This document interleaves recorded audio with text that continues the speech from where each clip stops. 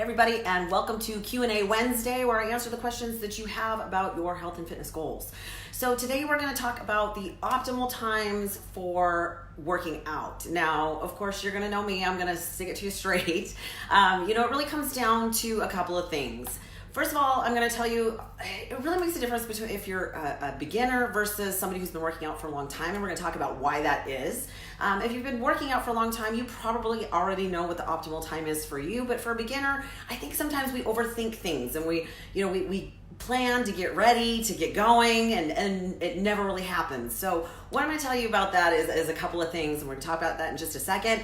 But if you have questions, I see people popping up, please ask, because I get my best ideas from you. So, okay, optimal timing. Now, here's the deal. If you're just getting started, there is no optimal timing. Your goal is just to get going. So we want to talk about a couple of things here. And the biggest one is that consistency matters more than when you work out, right? I know a lot of people are like, well, but I just don't have an hour a day. Well, it doesn't matter. You don't need an hour a day. Hey, Adrian. If you only have 10 minutes here and 10 minutes there, that's a whole lot better than trying to find an hour and realizing you just don't have an hour. And it really doesn't matter if you're working out at home, if you're working out at the gym. Here's the deal. You have to do what works best for you. You have to find your own groove. And that might be different in the beginning than, say, later on. When I first started, I worked it around everything in my life that I thought was important back then. And sometimes that was, sitting and watching TV with my family and going, you know what, I could be doing crunches on the floor right now versus just sitting here doing nothing. Not that I wasn't enjoying my family, but sometimes it's really hard to just sit there and do nothing. At least I struggle with that now. Maybe not so much back then, but I just figured out what worked for me. And sometimes it was, playing, way back then it was the Wii with my family. It's a totally different ballgame today, but of course I've had, 9+ years to practice and figure out what works for me. But what I do find is that a lot of times people think they have to have all this time to work out. And that's really not true. If you only have 10 minutes in the morning and then maybe you go for a walk on your lunch break and then maybe do some crunches in front of the TV at night, there is nothing wrong with that. Do that until you find that you need something more. It's like I said, consistency is a whole lot better than killing it one day a week. Although that's not a bad option either. You just have to do what works for you at the moment, and you have to make it a priority. And that's going to be what's honestly probably the optimal time for you. And for some of us, it might be first thing in the morning. I have some clients who they know that if they wait till they get done with work, they're going to be so tired. It's going to be easier to just go home. So maybe you do need to get up a little bit earlier and do something in the morning. Now for me, I actually, depending on what we're talking about, whether we're talking about cardio, because I do mine first thing in the morning fasted, or if we're talking about strength training, I like to do mine earlier in the day if I can, but I do have to have a couple of meals in me in order to get a better workout. That's really a struggle for me to do any sort of strength training on no food or do it fasted. That's kind of a rough one for me. So again, it really depends on how you work best. Some people might do weekdays and then take the weekends off. Absolutely nothing wrong with that. Again, you have to find your own groove because what works for me and what works for you might be two entirely different things. Number two, it depends on your goals. Here's the deal. I have a lot of people that come to me and all they do is cardio, which, that's fine, but you're going to get a better workout if you combine some sort of strength training with some sort of cardio, and cardio alone isn't going to do it for you because your body becomes really adapted to it really, really quickly. And so in the beginning where you might be working out a little harder, as you adapt to it, you actually work out not quite as hard. It's kind of the opposite thing that you want to happen, right? Because you're not expending the same amount of calories. You're not getting the same burn out of it. So strength training overall is going to give you a better, efficient workout, more kind of bang for your buck, because it will actually raise your metabolism even while you sleep, like around the clock. So making sure that you're getting the right amount of each of those is important, but it also depends upon your goals. Because if you're getting ready to run, say, a 10K race, technically you probably better spend a little more time during the cardio or practicing or getting the time in running versus just the strength training. And you don't necessarily want to lift super crazy heavy. You're not trying to build bulk if you're trying to run. So again, that really makes a difference as well. I also have a lot of people ask whether or not they should be doing their cardio first. Well, if your goal is to actually lose weight, which of course, I prefer lose fat.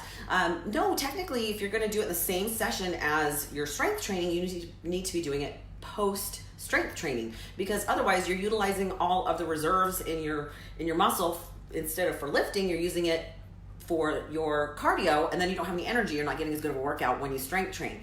Now, again, if you're getting ready to run a race, you probably should be doing the cardio first because that's what needs the most practice. So again, it really comes down to what your goals are. Same thing if you're trying to lean and tone versus build and bulk. You might have a completely different workout, and maybe a different time of day honestly works for you as well.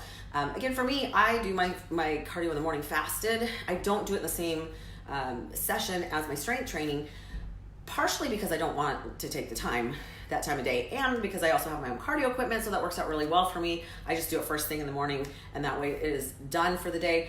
But it does come down to what your goals are. Okay, number 3, it does depend on how long you've been working out. If you are brand new to strength training, you're actually gonna see some initial results really quickly because your body's primed for it, it's sensitive. Your muscles are actually going to do well with the demand that you put on them, versus some of us that have been lifting for a long time. It's kind of like I call it the law of diminishing results. After you've been working on it for a while, it takes a lot more energy to get just a little more growth. So again, you don't necessarily need to put quite as much time into it. And your workouts might be different. For somebody who's just starting to strength train, you could probably do a full body lift a couple days a week and start to see some really great results really quick, versus that doesn't work so well for me anymore. I kind of have to break it down and work a little bit differently in order to lift heavy enough and have enough energy to accomplish what I'm trying to. So the longer you've been working out, it's going to change. It's going to change how and when you probably are going to be working out. And your experience is going to change, which hopefully will teach you a little bit better about your body and how it's going to respond. And that should help you to build your own workout plan. Number 4, your energy levels. Like I said, I don't lift first thing in the morning because I don't have any energy built up in my body. Yes, I'm rested, but I need the energy that the glycogen that my food's going to give me to work out through the day. So for me, I like to work out not too late in the day because I find that otherwise I'm a little wired and jacked up and I can't sleep. Hi, Brandon.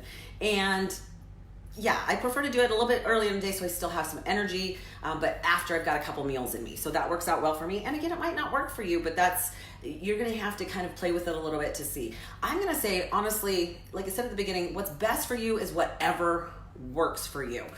So don't try to work on somebody else's schedule, especially if that messes with your work schedule or with your family time. Figure out a way that works for you, that you can be as consistent as possible. Now, my schedule changes daily depending on my clients because I am self-employed and I'm in school, but I try to kind of do it about the same time every day, but I'm okay with switching it up a little bit.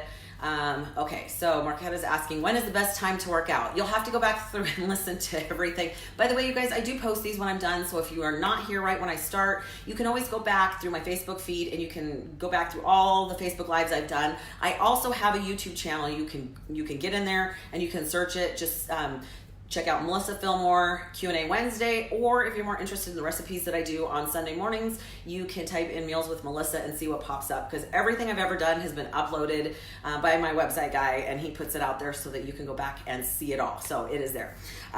Number 5, it really depends on how much you have to accomplish. If you're only getting 1 or 2 workout days per week, you're going to have a little more to accomplish than you do if you're making it 5 days a week. Does not make sense, right? It depends. I'm going to tell you that your minimum amount to really see any sort of results, hello, Kyla, is going to be 2 to 3 days a week. Again, if you just have 1 day a week, do it. Do what you can do for now. Usually I say I like 3 days a week minimum. Now, a couple of things. If you are strength training, the maximum you should be lifting, honestly, unless you are working specifically with a coach that has designed your program a little bit differently, but for the average person, 5 days max, right? Because it's not just the fact that you lift and break down the muscle tissue, you actually have to allow yourself time to recover and recoup and rebuild. And if you're lifting 6 or 7 days a week, especially if you're lifting heavy and you're really working for hypertrophy, which is muscle growth, that's going to be a real struggle. You're going to begin to probably see some symptoms of overtraining, things like extreme fatigue, achy all the time, soreness that doesn't really go away. So be careful that you're monitoring to make sure that you're not overtraining, you're not doing more than your body can handle. Now cardio, that's a little different ball game. I like to use cardio as a tool. So it depends on where I am in my goals. If I'm trying to lean out for something, I'm gonna do a little more cardio than if I'm trying to grow, right? That makes sense. But I don't wanna start out whatever my lean out season is with 7 days a week, 45 minutes to an hour, or I take a tool away from myself the closer I get to the time to finish my goal. If I'm starting at the beginning with an hour, where am I gonna go, right? Am I gonna go to 2 hours a day for cardio? That's a pretty ridiculous expectation of your own body. So keep that in mind as well. All right, just some tips. We talked about, it's okay if you do the cardio. I like to do my cardio first thing in the morning, but if you do cardio and your goal is somewhere in the realm of leaning out, again, I don't like weight loss. I prefer to talk about fat loss because weight loss denotes that it doesn't matter where it comes from. And I personally don't want to lose muscle. Either that or post lift is important as well. Everything helps, but you do need to do enough to see the results that you're looking for. So if you're working as a competitor to get on stage, but you're only lifting 2 days a week, your output and energy is pretty unrealistic for the results that you're trying to get there. And if you're not sure, find somebody who is a professional in what you're trying to accomplish. Find a coach, ask a buddy who strength trains or competes as well. I recommend a coach just because there's a lot more that coaches do than just give you advice, right? Also, be wise about where you spend your time. I don't like to waste time. When I'm at the gym, I put in my earphones.